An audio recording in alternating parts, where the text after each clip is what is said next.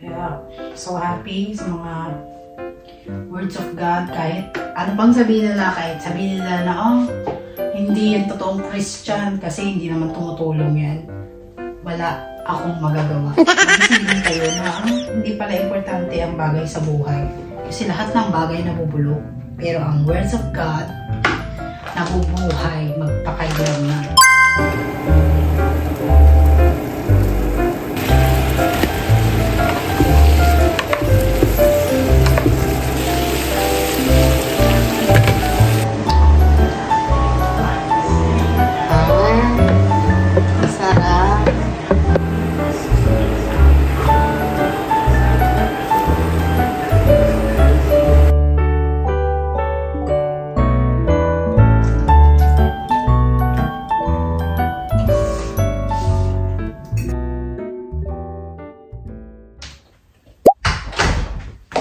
Hi mga kachupapis! Very orange tayo for today's video.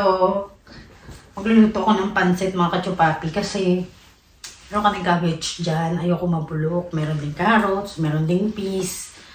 So sabi ko magpansit ako. Kaya lang yung asawa ko wala pa rito. Mag-aalas 12 na mga kachupapi. Punta sana akong Asian store. Giwan ako ng bawang sibuyas. Punta sana ako kaninang umaga. Kaya lang nag-relax ba yung si Kiki. Alam mo, nabuwisit ako kay Kiki. Nasira niya. Nabasag niya yung aking mushroom. Ito pa naman yung nabili ko sa Goodwill. Kaya lang hindi ko alam kung paano siya, nailaw pa siya. So sabi ko, paano kaya ito tatanggalin? Kanina kasi mga kachupapi, nagbisi-bisihan ako. Nag-ano ako ng Bible ko. Ito, nilagay ko sa aking book. Yung mga ganyan-ganyan, yung mga kachupapis. Yung mga natutunan, ano ba tinuturo ng Bible, yung mga ganun. Tapos, ginamit ko na itong aking, ang tawag dito? Highlighter, mga ganun. So, gusto ko pumunta ng an Asian store. Kasi nga, bibili ako ng pansit. Wala akong, dito. Gusto ko kasi pansit canton, mga kachupapi. Hindi ako sanay sa bihon, para kasing ang payat-payat. Gusto ko kasi mataba ang kachupapi. So, meron ako yung ginet-get ko rito. Bubulok na nga siya mga kachupapi. Ayan, Kaya sabi ko, hindi pwede itong mabulok. Kaya, bibili ako ng kanton. Tapos, halo natin itong ating shrimp. And, magbabike lang ako. Very init yan sa labas. Kaya, nag-jacket ako para meron akong palangga sa init, mga ganito, mga kachupapis, nakaganto ko. Magdadala ako ng tubig. Naghiwan ako ng bawang sibuyas and nagpaalam lang ako sa asawa ko. Nag-chat na ako sa asawa. Gusto ko rin bumili ng mga kachupapi, ng Chinese sausage. Para pagka nagkaldereta ako. Minsan kasi nahalo ko yung kaldereta, nilalagyan ko ng Chinese sausage. Nilalagyan ko siya ng gano'n kasi mas masarap. Kasi one time, naalala ko yung nanay ko, nagluto siya ng kaldereta na mamantika. Tapos, merong yung Chinese sausage. Sabi ko ba, nilalagyan ba ng Chinese sausage yun? Oo, nilalagyan daw. So, sabi ko, okay, ganun pala. Sarap, mga kachupapi. Kaya next time, pagbibili ako ng Chinese sausage, maglalagay din ako sa pansit. And then, check natin yung ating pera rito kung meron akong pera. And then, wala akong mushroom dun. Yun pa naman yung ilaw dun tuwing gabi. Pero okay lang. Nabasag kasi ni Kiki. Hindi naman siguro alam ni Kiki. And then, nilipat ko yung lamesa dito banda para si Kiki hindi nakakapunta ron. Kasi tumatalon siya dito sa lamesa. Yung tatalon siya doon sa may halaman. Kaya nabasag niya yung mushroom. Sabi ko sa asawa ko. Ang tagal na mag-reply ng asawa ko. Kasi minsan nag-chat muna ako sa asawa ko na alis ako. Ganon. Baka mamaya kasi umuwi siya rito. Wala ako. Diba? So, halika na. Kunin ko lang yung aking mga kachupa. Mukha naman akong berahen dito. Mukhang berahen, pero pagka nakilala mo ko, tas tumawa parang demonyo. And then, ano pa ba kailangan natin sa an Asian store? Meron pa kasi ako ng sibuyas, bawang meron pa ako. Ano pa ba? Gusto kong mga kachupapi, chicken biryani. Gusto kong malaman kung paano kasi meron akong turmeric dyan, meron akong mga pang Indian dyan. Kasi favorite ko rin naman ang Indian food. Pero, mga kachupa, food lang ang favorite ko sa Indian. Wala nang iba. And then, halika na. Ang dami nating chika. Baka mamaya, abutin na naman tayo dito ng sam-sam. Buti na lang mga katsupapa, yung aking short na nabili sa Walmart is merong bulsa. Kahit, tingnan mga katsupapi ha. Ayan siya, may bulsa siya. Very colorful na. Hindi kasi mga katsupapi, ayoko kasi bigyan ng alam mo naman mga tao rito mga kachupapi, baka isipin na pagka nagsuot ka ng hapit, ng sexy clothes, baka iniisip nila na, ganito. Parang sa Pinas mga kachupapi, di ba? Since I'm a Christian, gusto ko para yung pinipreserve ko yung katawan ko para sa asawa ko lang, di ba? Asawa ko lang makakakita ng kaseksihan ko. So, tawag dito, tara na. Pumunta tayo, dami na nating hanash. Nagbabike ako. Sabi, ang lakas naman ng amats ni Winnie. Tanghaling tapat, nagbabike. Okay lang yan. So, halika na. Malakas ang amats ng ate mo. Nagbike na naman. Ginagawa na ng Pilipinas yung Amerika. Mga kachupapi. Pero actually, mga kachupa, maganda magbike dito kasi merong bike. Basta daanan ng bike. Kaya safe magbike dito mga kachupapi kasi meron silang para sa bike, meron para sa sasakyan. Tsaka wala naman masyadong tao rito pagka nasa labas ako. Very clear, very malinis, very natural, daming greens. Diba? So malapit lang naman dito yung Asian store na pinupuntahan namin. So pwede ko siyang i-bike. Siguro mga 10 minutes lang. Nandito na ako mga kachapapis ang Asians Market. So let's go! Dito na tayo. Hanapin ko lang naman yung ating parang gusto ko rin ng ganito. 350. Kailangan ko ba nito? Next time na? Ang kailangan ko yung pangkanton. Ito, makachupapi.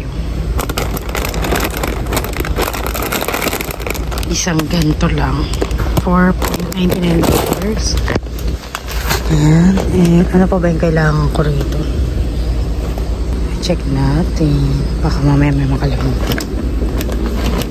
Mayroon pala silang ganito. Pang to pang tarong. Alam ko lang ganyan And then merong coconut milk. Meron pa naman akong coconut milk doon. Hindi ko pa needs. And then ano kaya kailangan ko rito dahil wala na yata. Ito lang.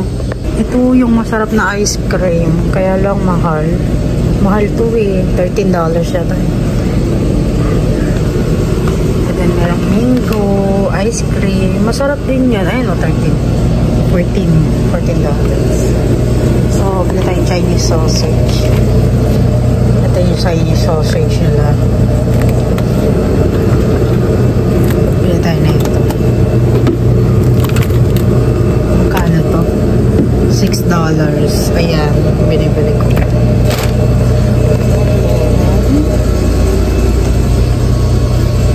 May eggplant to. Meron din peas. Bili kaya ako na itong peas na to. $4 lang naman siya. Ayan. And then, ito masarap din to. Mga mong sausage. Masarap yan. Nakachupap. Ang nahanap ko yung meatballs. Ito pala. So, ito $6. Bili tayo niyan. Ano pa kaya ang kulang? So, makasyopa, pauwi na ako. Hindi naman ganun masyadong mainit. Pero let's go!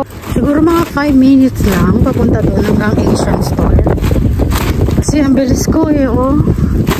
Andito na agad ako, malapit na ako sa bahay. Very fresh yung hangin. Hindi siya polluted. Very fresh. So malapit na tayo sa bahay mga chupapis. Balikan ko kayo later. Andito na ako sa bahay. Tuyo na tong mga to. Malinis na mga chupa ko. Para siyang bago na lang. Bago. $6 lang ang bili ko sa Goodwill. Yan yung mga chupa. Hindi siya masyadong gamit. Pasok na tayo. Hinaantok ako pagkaganto. Hindi ko alam kung bakit. Dito tayo dadaan. Kasi si Kiki andun sa kabila. Dito tayo dumaan.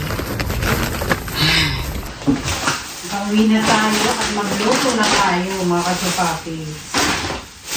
Bubotong na ako. Para pagka-uwi. Sakto ay mga kachupa 12:20 PM na. So sakto pa mga pagka natapos ko to. Sabi ko nga muna itong aking mga Bible study. Pag natapos ko to, saktong-sakto pagdating ng asawa ko rito. Bagong luto ang ulam. Hindi ko alam kung bakit dinaantok ako. Wala na akong ginawa. Nakakaantok sa labas Hindi, nakakaantok siya. Alam niyo mga chupa, yung first time nakakain ko nung peach ice cream. Ang sarap niya, grabe mga chupa. Siguro siya yung pinaka-expensive na ice cream na nakain ko. Na ganun lang kaliit.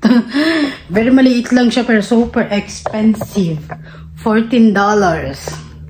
So, magkano yun sa pera natin? 600? Mga ganun. Yun ang pinakamahal ko nakain ice cream. Sabi ko sa sarili ko, kaya pala mahal kasi masarap. So naka $23 ako. Tabi natin to at ano ko tong ating tag dito, peas. Lulutuin ko kasi yung aking peas doon. Konti lang ang bunga. Daming fruit flies. Nakakaasar. Ayun ang anong pangit pag summer dito mga kasupa. Maraming langaw, maraming lamok. Dahil marami kaming grasses. Yung mga lamok kasi mga kasupa, akitin sila sa mga damo. Sa mga puno, mga ganun. Lagi kaya maraming lamok dito mga kachupapis. Kaya so anyway, okay, nabili na itong pancit. Mga kachupapis, magbalat-balat tayo rito. Naantok ako. Naku, baka mamaya pag natulog ako, hindi ko na matapos to. Itatahiin ko pa naman sana yung natira kong tela dyan para sa isang punda dun sa maliliit. Ay, naku. Lumabas lang ako. Inantok na ako. Ang init kasi makikipapis. So, ito yung ating beans. Bakit yan na yung beans dito mga kachupa? Doon sa Asian store maliit. Parang itong sa Pilipinas. Pero yung beans na... Ay, beans ako ng beans. Peas na nakuha ko dito sa garden namin. Ang taba. Tambulutsog. So, ito. Tanggalin lang natin to. Mga ano-ano dito sa ating peas. Chicharo ang ano dito, diba? Tagalog. So, gamitin ko lang sa beef.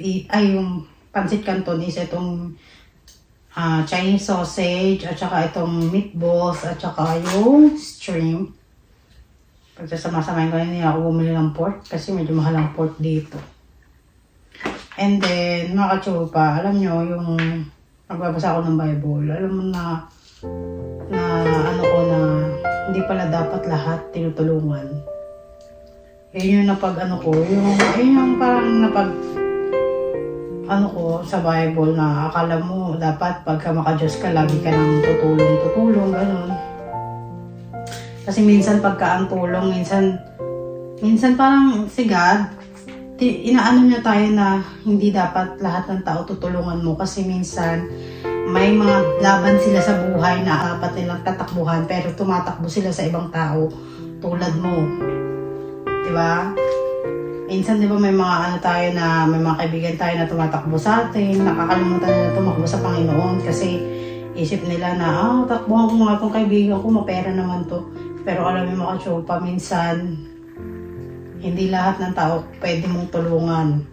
Yan ang sinasabi ko sa inyo mga kachupapi, na hindi porket nakatira tayo dito sa ibang bansa, maawa na tayo sa kanila dahil, yun nga, ano na mga kachupa, meron din silang sariling laban na hindi dapat lagi natin tinutulungan. Hindi sabihin baka, alam mo mga kachupa, naging Christian ako, marami na akong kaibigan na hindi na naging, nag-iba yung ano nila, pananaw nila sa akin. Sabi ko, ay, ano ka na, iba ka na. Makakatanggap ka ng ganung mga words na, mga post mo sa Facebook, puro puro words of God na. Hindi ka na makabasag pinggan, parang gano'n mga kachupapi. Siyempre, hindi natin may iwasan, may mga ganyan din talagang tao na makakapagsalita sa atin na ganun nga, kasi nga ang religion mo, ganyan, ganun. Hindi mga kasyupapay. Pero yung totoo, hindi nila alam. Hindi nila alam kasi wala silang alam sa salita ng Diyos. Kaya, ang iniisip nila, nakapagbago na siya kasi ang religion niya tinuturo sa kanya na ganito, ganyan, ganyan. Dapat hindi mo tutulungan lahat ng taong nanghihingi ng tulong. Kasi alam mo mga kachupa, napagtanto ko sa tao yan mga kachupa, ako tao rin naman ako. Minsan pagka hindi ko na kailangan, tumatakbo talaga ako sa ibang tao na nakakaangat-angat. Pero nakakalimutan kong tumakbo sa Panginoon. Yun ang tinuturo ng Panginoon mga kachupapi. Minsan kaya binibigyan tayo ng Panginoon ng mga problema sa buhay is because gusto niyang mapalapit tayo sa Kanya. Diba? Ngayon, kung may tumatakbo sa'yo ang hinihingi ng tulong, and then, ikaw naman si naawa ka, gusto mong tulungan, ganyan. Dahil nga, mabait ka, sasabihin na natin mabait ka. Lagi ka pala tulong ka. At saka sabi rin ng Diyos, diba, laging tumulong, ganyan, ganyan. Pero mga kachupa, minsan nakakalimutan natin na, hindi pala dapat lahat ng taong humihingi ng tulong is tutulungan mo. Minsan may mga laban sila na dapat sila lang ang gagawa. Sila lang ang susolusyonan. Minsan may mga tao rin na nire-remove sa atin ng Panginoon para hindi tayo makasagabal sa kanila. Yung parang kasi minsan mga kachupa, meron tayong pain na tayo lang ang makakaresolba, hindi ang ibang tao. Yun ang napag-arala ko ngayon sa salita ng Diyos. Diba mga kachupa? Kahit dun sa Genesis na nabasa namin about Abraham and Lot. Sabi ni God kay Abraham na umalis ka, go. Leave your household. Pero si Abraham mga kachupat, sinama niya si Lot. Mag-anak niya yata si Lot. Parang pinsan niya yata, parang gano'n. Pero minsan kay God, inaalis niya yung mga taong yun is para hindi makabigat sa'yo. Makabigat sa sa buhay mo.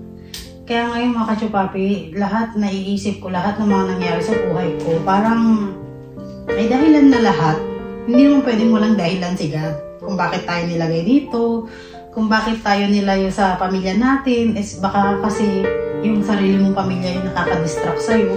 Kaya nilagay ka dito ng Panginoon, di ba? Mga kachupa, may mga ganun mga kachupa ha. Hindi ko naman sinasabi na hindi mo mahalin yung mga gulang mo, mga ganun. Hindi ko naman sinasabi yung ganun mga kachupapi. Kasi ako, alam mo, lagi ko nang iniisip na kaya pala ako nilagay dito ng Panginoon para matagpuan ko ang Panginoon. Yun ang lagi ko naiisip. Iyon yung napag-aralan ko ngayon sa Bible. Minsan nire-remove ang Panginoon ng mga tao sa buhay natin para hindi makabigat sa buhay natin kasi alam ng Panginoon na yung tatahakin mong landas. Yun ang natutunan ko, kaya maganda mga kachupa yung nagbabasa tayo ng Bible. Kasi marami tayong natututunan. Marami tayong nai-apply sa buhay. Kasi mga kachupa, ang gawain ko kasi mga kachupa, oo, masarap tumulong. Masarap sa pakiramdam tumulong. Pero, ang tanong, tama ba yung taong pinutulungan mo? Or baka mamaya, kaya sila assign ng tulong is baka kasi gusto rin nila ng komportableng buhay. Kalimutan na nilang mag-rely kay God. Nagre-rely na lang sila sa'yo, di ba? Yun yung ano ko. Kaya, I'm so happy na binibigyan ako ng Panginoon ng knowledge. At I'm so happy din na isi-share ko sa inyo. Hindi ko naman tinuturo na maging madamot kayo, maging ano. Kailangan maging matalino kayo, wise ba? Kung sino mga tinutulungan nyo. Tulad niya, nandito tayo sa ibang bansa. Ang isip ng nasa bansa natin is mayaman, mapera, ganyan. Dahil ngayon naman, lagi natin, di ba, isip. Di ba? Hindi nila alam na ang buhay dito sa abroad is puro trabaho. Trabaho, trabaho, trabaho. Yun ang ano rito sa abroad. Hindi nila alam yun. Kasi ang akala nila, mayaman na yun, nasa ibang bansa na nakatira yan. Kaya, mura yung 500 sa kanila, maliit lang na bagay yun. Ganun ang isip sa kanila, mga kachupapi. Ganun ang isip ng mga ibang taong wala sa ibang bansa.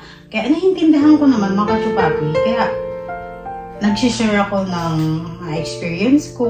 Nagsishare ba na one day, ma-experience din nila yun. Kasi ang akala ko rin naman nung bata ako is pag nasa abroad, isang pamilya mo lang nasa abroad, aangat na buhay mo. Pero ang totoo, mga kachupa, hindi ganun kadali.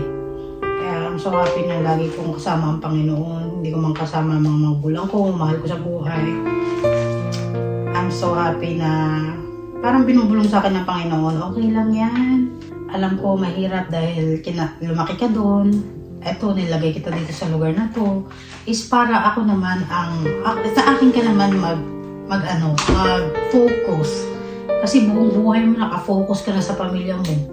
Hindi ka na nakafocus sa God, sa akin. Ang ating Panginoon, mga kachupa, jealous. Ang ating Panginoon, mga kachupapi, seloso. Very seloso ang Panginoon. Kung hindi nyo kilala ang Panginoon, very seloso. Alam nyo, mga kachupa, napagtanto ko yan, ang tao rin naman nagiging seloso kung mahal na mahal natin yung isang tao. Di ba? Kaya naman seloso ang Panginoon, mga kachupa, kasi mahal tayo ng Panginoon. Diba? Ayaw niya na may iba tayong God. Sumasamba tayo sa iba. Nakakalimutan natin ang God. Kaya ang Panginoon, tingnan mo, mga kachupa, ang galing yung gumawa ng mga bibigyan ka niya ng problema para mapalapit ka lang sa Kanya. Kasi pagka walang problema, nakakalimutan mo Panginoon. Diba? Tama ba? Kasi iniisip mo na, hindi ko naman kailangan Panginoon. Maganda lang ang buhay ko, hindi ko naman kailangan Panginoon. Pero alam niyo, mga kachupa, minsan, kaya nga sinasabi nila, money is the root of the evil. Kasi pagka may pera ka, kapag ka may hindi ka nakakapag-rely sa Panginoon. Iisipin mo, hindi, kahit may magkasakit sa pamilya ko, meron kaming savings, mga gano'n, di ba? Kaya tayo bilang isang tao, parang nag-worry tayo sa future ng ibang tao. Sa buhay natin, sa health natin, di ba? Pero alam mo pa, makachupa, napagtanto ko na hindi pala dapat. Kaya nga daw merong Bible verbs na sinasabi ang Panginoon na huwag mong alalahanin ang future. Sapat na ang ngayon para alalahanin mo yun. Parang ganun, parang kalimutan ko na in English. Parang don't worry for tomorrow.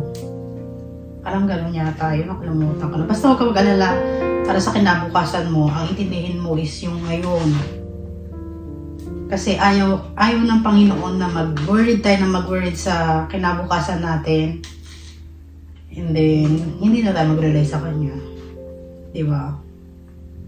Yun ang ko, mga kachupapis. Kaya ako, I'm so happy na binigay ko ang buong buhay ko kay Lord. At sabi ko sa sarili ko na, ano bang masama pagka nag-share ako ng gospel? Di ba wala naman? Wala namang masama eh. Oo, sasabihan ka nila na, nagbago na siya. Iba na yung mga lumalabas sa bunganga niya. Iba na yung hindi na may puro mura, puro masasamang words, puro lait, mga ganun. Hindi na, nag-iba na siya, hindi ko na siya i-friend. Baka mamaya bigyan pa ako ng gospel niyan. Parang ganun.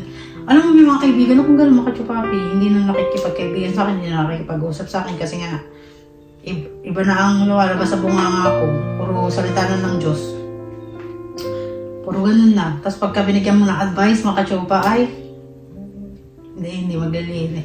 Kaya nga sabi ng Lord is, huwag kang makikisama sa mga taong hindi sumusunod ng utos ng Diyos. Kasi, minsan natuturuan kanilang, parang na-encourage kanilang maging katulad nila. Para bang nahahawa ka.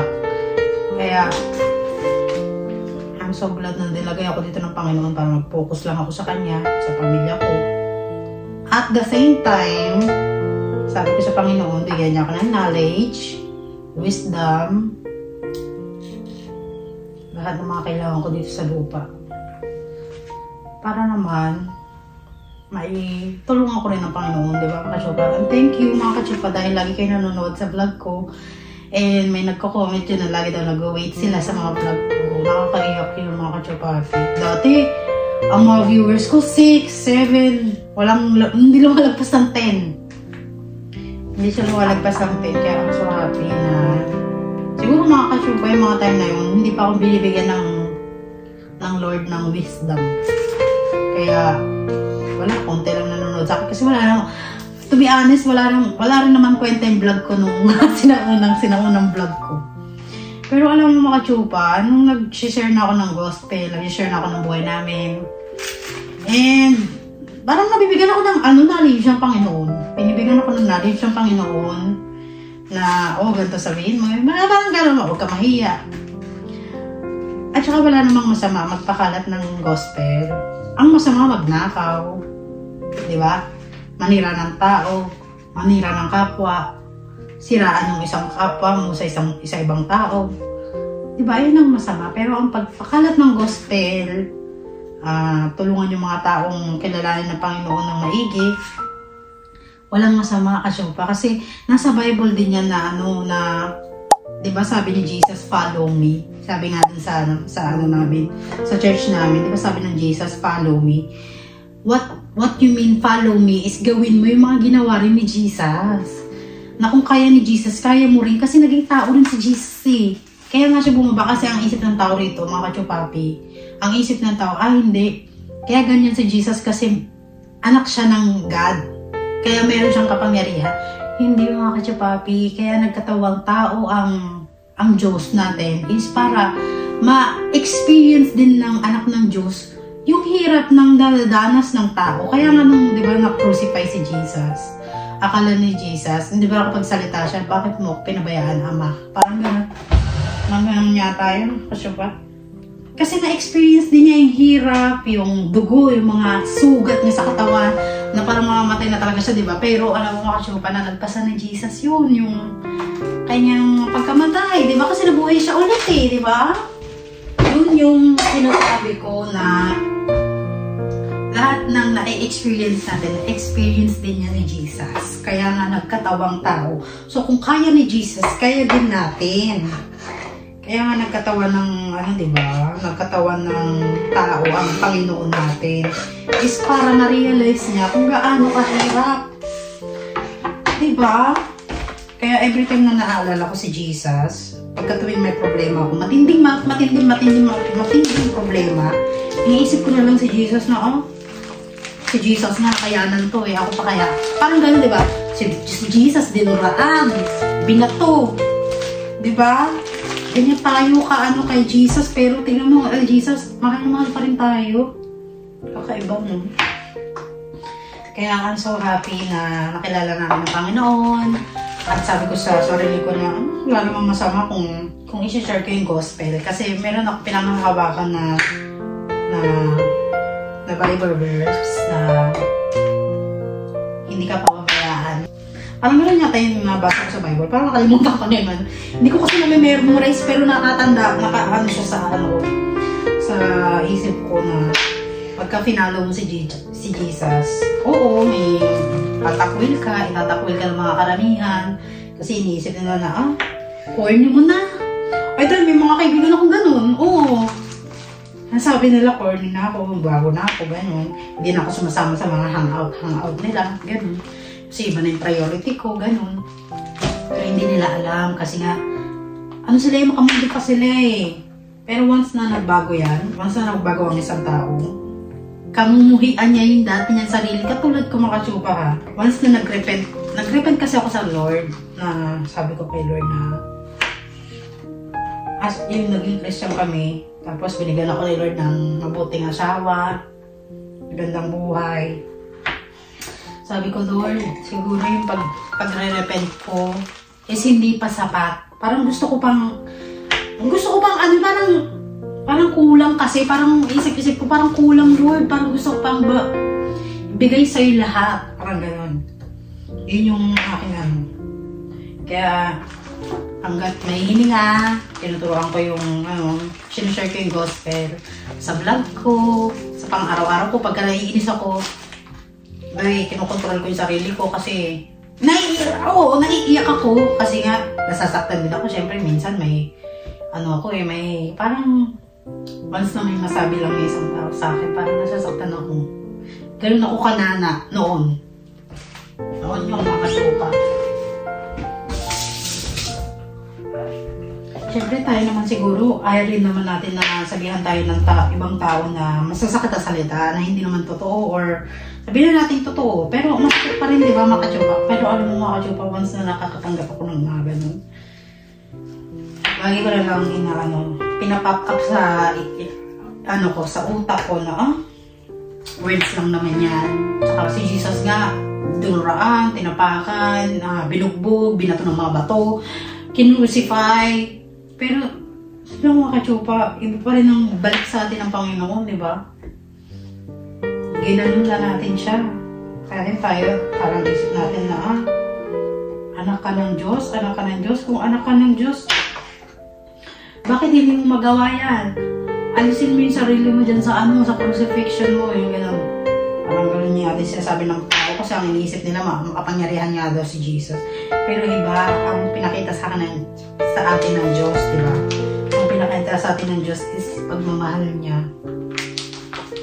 Hindi siya yung yung God na nagkatawang tao na mayaman agad. Hindi ganun, di ba?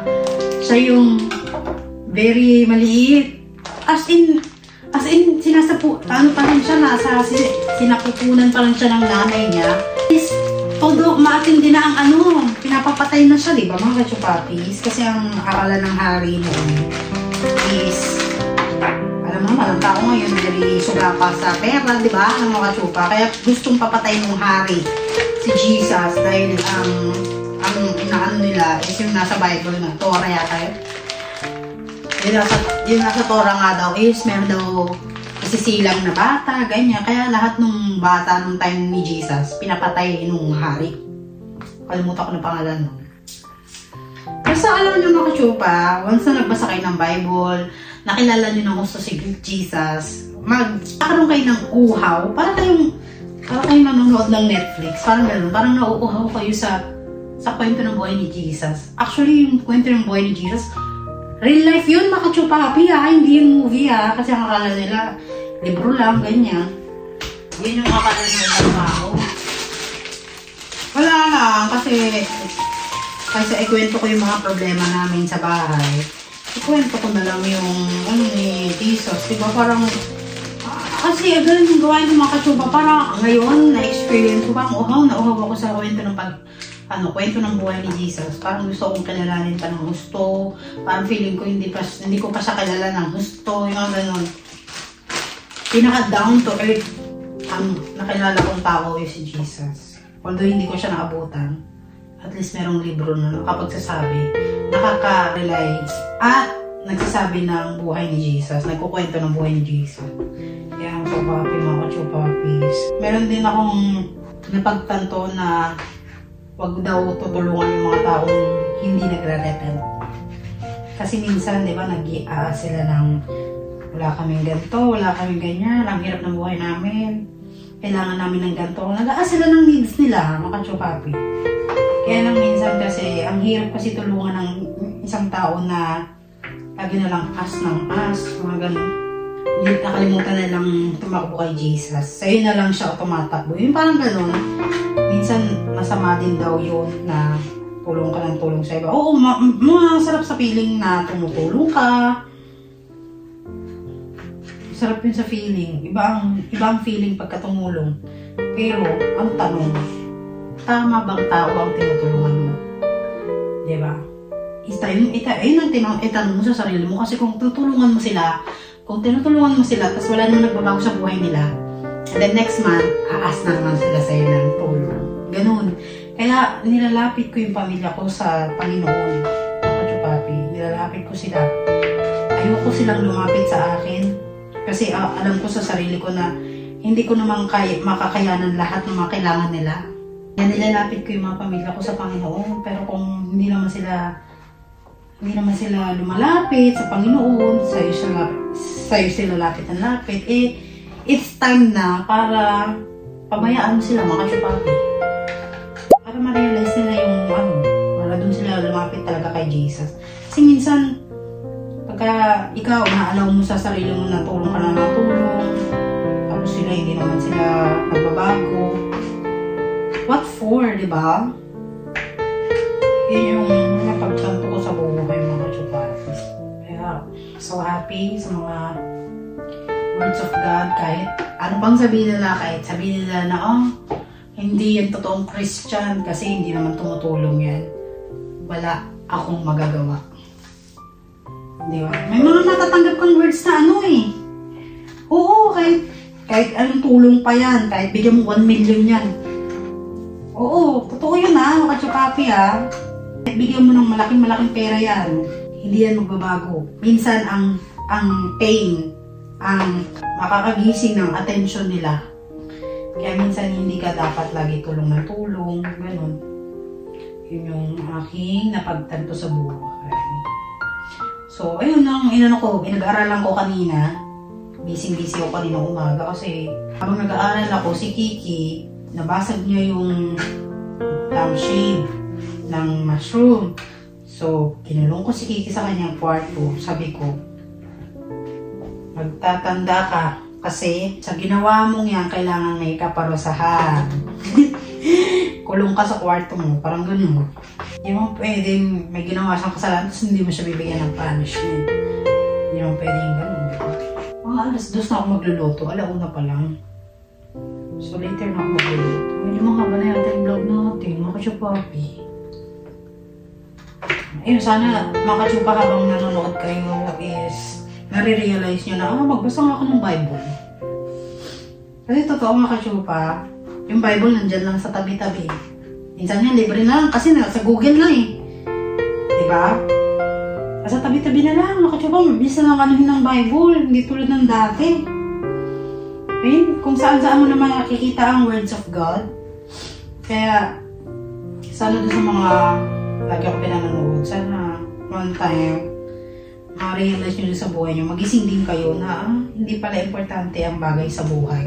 Kasi lahat ng bagay nabubulok.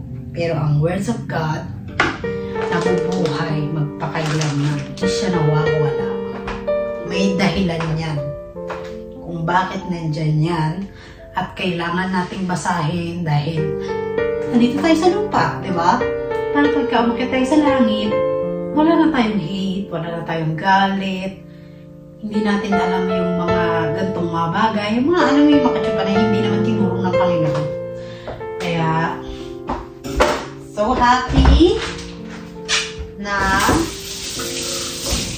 meron tayong words of God, lagi tayong nagbabasa ng Bible, meron tayong internet sa bahay, meron tayong cellphone, gamitin nyo yung mga katsyopa at huwag kayo mahihiyang isipin na, ayoko mahihiya akong mag-share ng gospel. Meron kasi ako mga kilala na friend na Christian sila pero nahihiya silang mag-share ng gospel. Kasi ang iisip nila, ayoko mag-share, nahihiya ako.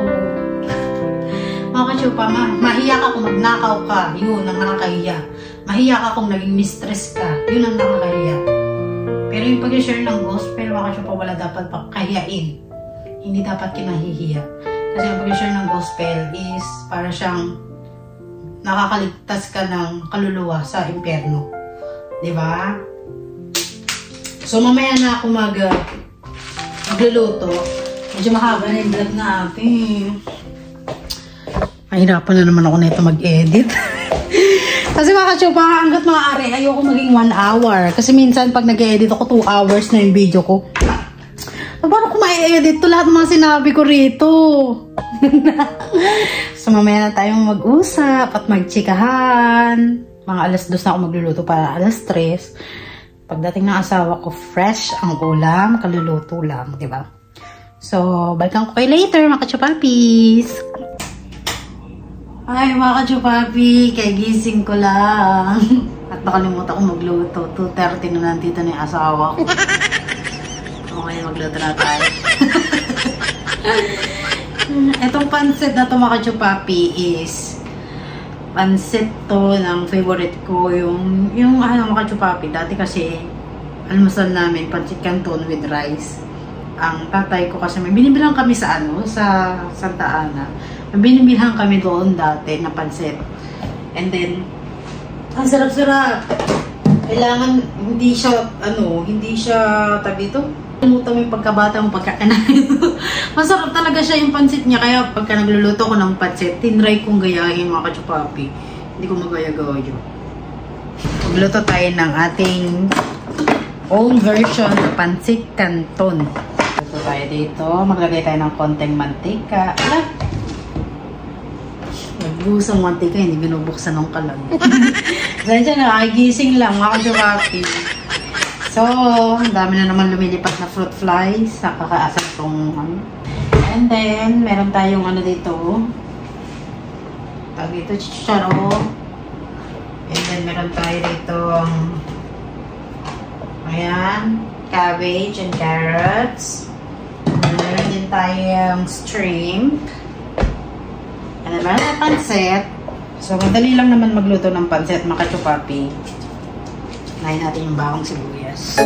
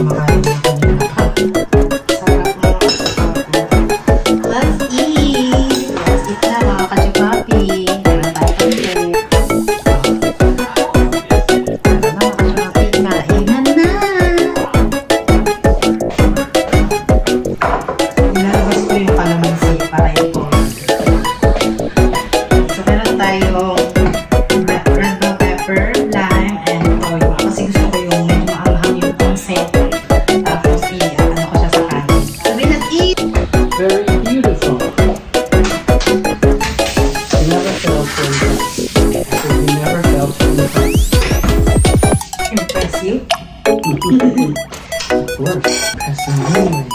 Okay.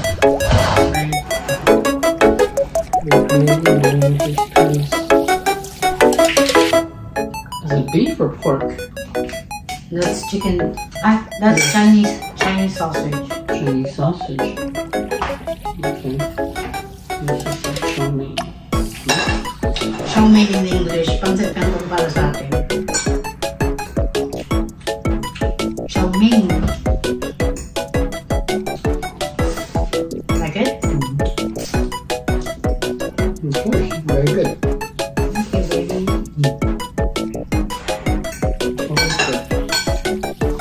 Kain po mga chapapis.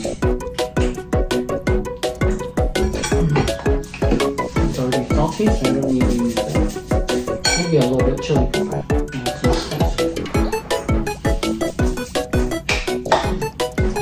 Good?